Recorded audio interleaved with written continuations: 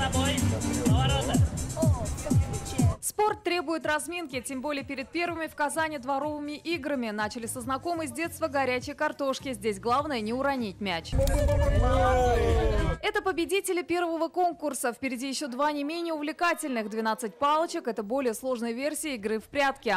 Всегда должны проходить такие мероприятия, вытягивать детей обратно во дворы, из экранов во двор, все.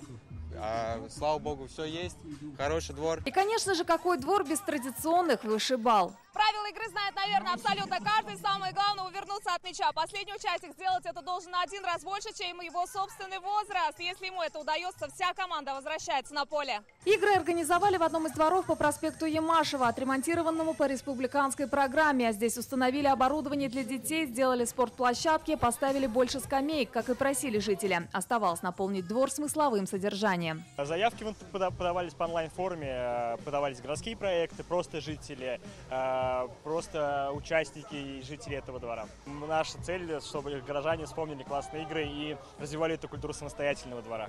Жители Новосаинского района говорят тоже. У нас здесь очень много детей, у нас здесь много жителей, мы тоже хотим, чтобы у нас что-то происходило. В том числе с этого двора нам приходили обращения. Мы хотим, чтобы во дворах формировалось комьюнити, сообщество людей, которые хотят, наполняли двор жизнью, чтобы они проводили мероприятия, общались друг с другом. Настроение дворовым играм задают диджеи. Атмосфера действительно праздничная. Запечатлеть этот день не только в памяти, но и на фотографии можно вот в такой замечательной фотобудке. Работать она будет на протяжении всего мероприятия абсолютно бесплатно.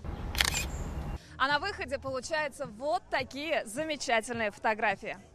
Сегодня жарко было всем. На дворе плюс 37, и желающим раздавали воду. Дети с удовольствием включались в игры, взрослые с интересом наблюдали за ними. Балкон сюда выходит, слышу музыку, ну думаю, надо выйти посмотреть.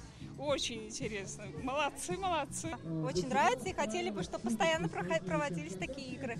Относимся положительно. Хотелось бы побольше таких мероприятий и побольше команд, чтобы участвовало в данном мероприятии. Мы знаем, что мы победим, потому что у нас команда сильная, несмотря на то, что мы самые маленькие тут.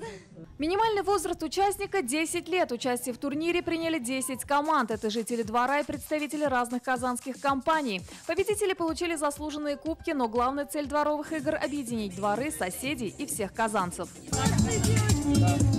Нафиса Минязова, Рамзиль Гарипов, ТНВ, Казань.